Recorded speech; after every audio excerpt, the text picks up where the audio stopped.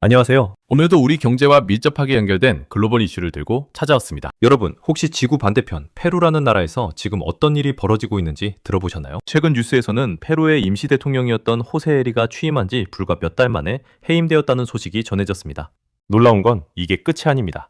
페루는 지난 10년 동안 대통령이 무려 7번이나 바뀌었습니다. 거의 1년 6개월에 한 번꼴로 국가의 리더가 교체된 셈이죠. 단순히 남의 나라 정치 싸움이라고 치부하기에는 이 상황이 우리에게 시사하는 바가 너무나 큽니다. 이번 사건의 발단은 이름도 생소한 이른바 치파게이트였습니다. 중국 음식을 뜻하는 치파라는 단어가 붙은 이 스캔들이 어떻게 한 나라의 대통령을 단숨에 끌어내릴 수 있었을까요? 우리가 이번 사건을 주목해야 하는 진짜 이유는 따로 있습니다. 겉으로는 부패 스캔들처럼 보이지만 그 이면을 들여다보면 미국과 중국이라는 두 거인이 남미라는 거대한 체스판 위에서 벌이는 소리 없는 전쟁이 자리 잡고 있기 때문입니다. 과연 페루의 정치적 혼란은 어디서 시작된 것이며 왜 미국은 이 작은 나라의 식사 자리 하나에 이토록 예민하게 반응하는 걸까요? 오늘은 그 뒤에 숨겨진 거대한 경제적, 지정학적 의미를 여러분과 함께 차근차근 짚어보고자 합니다. 특정 방향으로 단정 짓기보다는 현재 벌어지고 있는 객관적인 정황들을 통해 우리가 어떤 흐름 속에 놓여 있는지 함께 고민해보는 시간이 되었으면 좋겠습니다. 이번 사건의 핵심인 치파게이트에 대해 조금 더 깊이 들어가 보겠습니다. 치파라는 말은 페루에서 흔히 볼 수 있는 중국식 퓨전 요리 식당을 의미합니다. 그런데 왜 평범한 식사 자리가 정권을 무너뜨리는 스캔들이 되었을까요? 보도에 따르면 호세 에리 대통령은 정부의 에너지 프로젝트 사업권과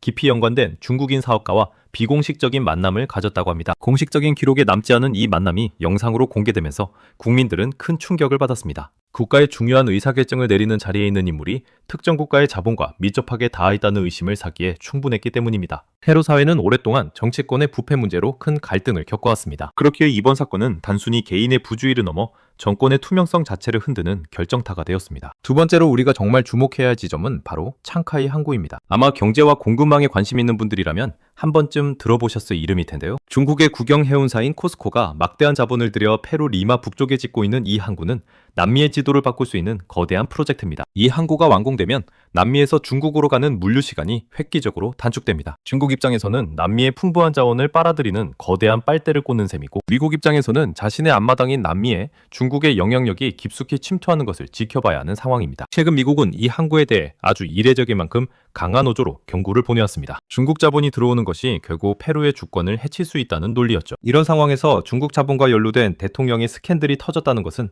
우연이라고 하기에는 그 타이밍이 매우 절묘해 보입니다. 많은 전문가는 이번 대통령의 해임이 단순히 부패 때문만이 아니라 창카이 항구를 둘러싼 미중 간의 거대한 힘겨루기가 작용한 결과일 수도 있다고 조심스럽게 분석하고 있습니다. 결국 페루라는 국가는 지금 거대한 선택의 기로에 서 있는 것 같습니다. 한편으로는 경제 발전을 위해 중국의 막대한 자본이 필요하고, 다른 한편으로는 전통적인 맹방이자 안보의 핵심인 미국의 눈치를 보지 않을 수 없는 처지입니다. 이번 치파게이트로 인한 정권 교체는 페루가 중국 쪽으로 너무 치우치는 것을 경계하려는 대내적인 움직임이 반영된 것이라는 시각도 존재합니다. 그렇다면 미국은 왜 이토록 페루 상황에 기민하게 반응하는 걸까요? 사실 2026년 들어 미국은 남미에 대해 매우 강력한 메시지를 던지고 있습니다. 이른바 먼노주의 2.0이라고 불릴 만큼 남미를 다시 미국의 영향권 아래 확고히 두려는 움직임입니다. 실제로 최근 미국은 페루의 지위를 메이저 비나토 동맹국으로 격상시켰습니다. 이는 우리나라나 일본과 같은 수준의 국방 파트너로 대우하겠다는 파격적인 조치입니다. 미국이 이렇게까지 공을 들이는 이유는 명확합니다. 페루가 가진 구리와 리튬 같은 핵심 광물들이 중국의 손에 완전히 넘어가는 것을 막고 싶기 때문입니다. 결국 이번 치파게이트 사태는 단순히 대통령 한 명의 부패 문제를 넘어 페루가 미국과 중국 사이에서 누구와 손을 잡을 것인가를 묻는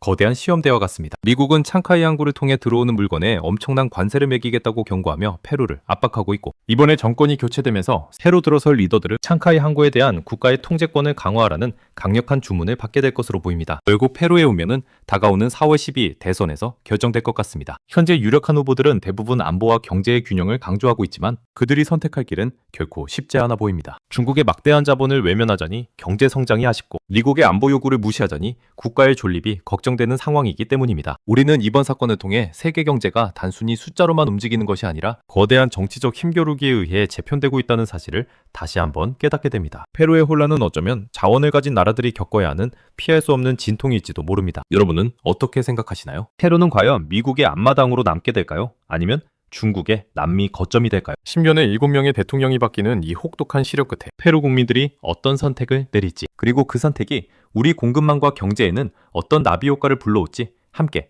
지켜봐야겠습니다. 오늘 준비한 이야기는 여기까지입니다. 복잡한 국제정세 속에서도 흐름을 놓치지 않도록 앞으로도 가장 빠르고 정확한 분석으로 찾아뵙겠습니다. 감사합니다.